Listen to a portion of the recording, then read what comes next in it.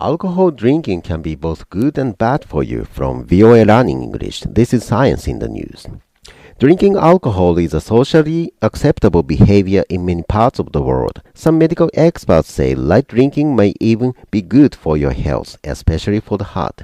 But they say such health benefits should be compared to the many health risks connected with alcohol use. Today we report on some of the issues involving alcohol use. Millions of people around the world have a glass of wine with dinner, drink a beer at a sporting event, or accept alcoholic drinks at a party. The use of alcohol dates back more than 10,000 years. From then until now, alcohol has played an important part in human civilization. It is used in culture and religious ceremonies, at social gatherings, and even for medical purposes. Records of alcohol effects date back to ancient times. Alcohol has been called both a tonic and a poison, and medical experts continue to debate its value.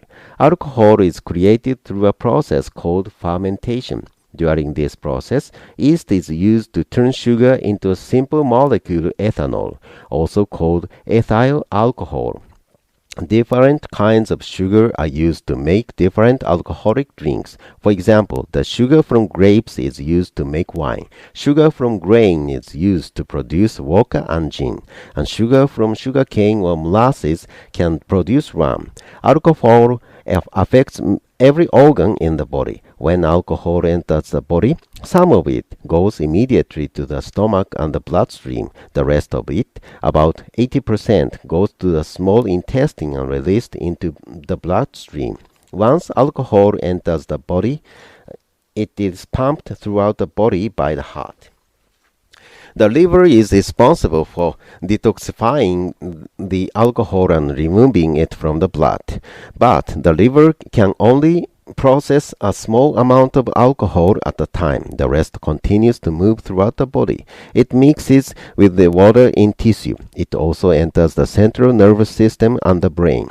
Ethanol acts as a drug, affecting coordination, emotions, and the ability to think. There has been a large amount of research done on alcohol and its effect on human health. Much of the research has examined the harmful effects. But some research suggests that having 1 to 2 drinks of alcohol a day may offer some health benefits. Several large studies have shown that this type of moderate drinking may lower the risk of coronary heart disease, cardiovascular disease, ischemic strokes, and diabetes. Moderate drinking has also been linked to a reduced risk of death from heart attack and a decreased risk of Alzheimer's and other dementias. A study last year suggested that drinking small amounts of red wine may help lower the risk of breast cancer in women. Researchers at Cedars-Sinai Medical Center in California studied 36 women. Each woman drank a glass of red or white wine every day for almost a month. Researchers collected blood samples from the women 2 times a month to measure their hormone levels. The next month, the women who drank red wine were told to drink white wine instead. The white wine drinkers were told to drink red wine. The researchers found that the women who drank red wine had lower levels of the female hormone estrogen than the white wine drinkers. Estrogen levels are known to increase the growth of cancer cells in the body. Graham Brownstein helped to prepare a report of the study. He said red grapes have chemicals that are not found in white grapes. He said the findings suggest that these chemicals may help to lower the risk of breast cancer. The report was published in the Journal of Women's Health. Both Dr. Brownstein and study organizer Christandra Schufelt called for larger studies to measure the safety and effectiveness of red wine in reducing breast cancer risk. They said other recent studies suggested that even smaller amounts of alcohol may generally increase the risk of breast cancer in women. Researchers at Harvard University carried out such study. It found that women who drink 4 small glasses of wine a week increase the risk of breast cancer by 15%. Many studies have examined the harmful effects of alcohol use on the body. Medical experts say the deciding issues are how much alcohol you drink and how you drink it. For example, experts say having 3 drinks in one day is not the same as having 1 drink a day for 3 days. Alicia Ann Kwarchak serves as medical director for an alcohol and drug intervention program called Insight at the Harris County Hospital District in Houston, Texas. She is also an assistant professor at the Baylor College of Medicine. We think of substance use issues along continuum now, going all the way from abstinence to healthy use to misuse to abuse and to dependency. Healthy use for adults, that's men under the age 65, is no more than 4 drinks in a day and no more than 14 drinks in a week.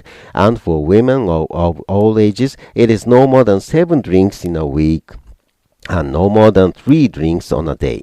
She says that to get the health benefit linked to alcohol, men and women should limit their drink even more.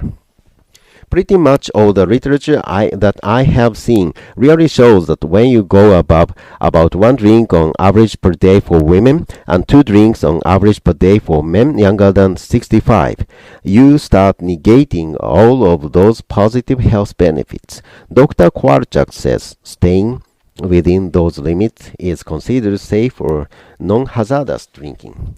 For misuse, you are drinking above those limits, but you haven't had a lot of consequences from your drinking. Once you get to abuse, you start having consequences, and despite your consequences, you keep using. So that's a hallmark of abuse. You to continue using for at least a year despite having maybe a DUI, drinking under the influence, a health consequence, a work consequence, or a family consequence. And she says, alcohol dependency is further marked by complete loss of control over alcohol use. Kim Dennis is medical director at the Timberline Knolls Residential Treatment Center in Illinois. She notes another consideration when talking about alcohol limits. When we talk about an alcoholic beverage, we need to be very clear about what we are talking about, because many of my patients at Timberline Knolls would consider a 32-ounce glass of beer one alcoholic beverage. And when we talk about having 1 alcoholic beverage, we are referring specifically to 12 ounces of beer, 5 ounces of wine, and 1.5 ounces of hard liquor. She says that whether drinking alcohol is a good choice for you will depend on several things. If a person has risk factors for developing alcoholism, family members with alcoholism, difficult early life experiences, other addictive disorders, the risk to benefit ratio of drinking alcohol for the person would be very, very high. Excessive alcohol use has been linked to chronic conditions like cirrhosis of the liver, pancreas disease, and cardiovascular disease. It has also been linked to many forms of cancer, including cancer of the mouth, throat, larynx, esophagus, breast, colon, and rectum.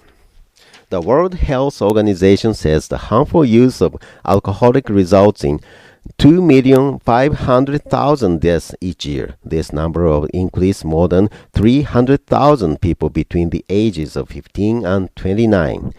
The WHO says alcohol use is the world's 3rd leading cause of disease after childhood malnourishment and unsafe sex.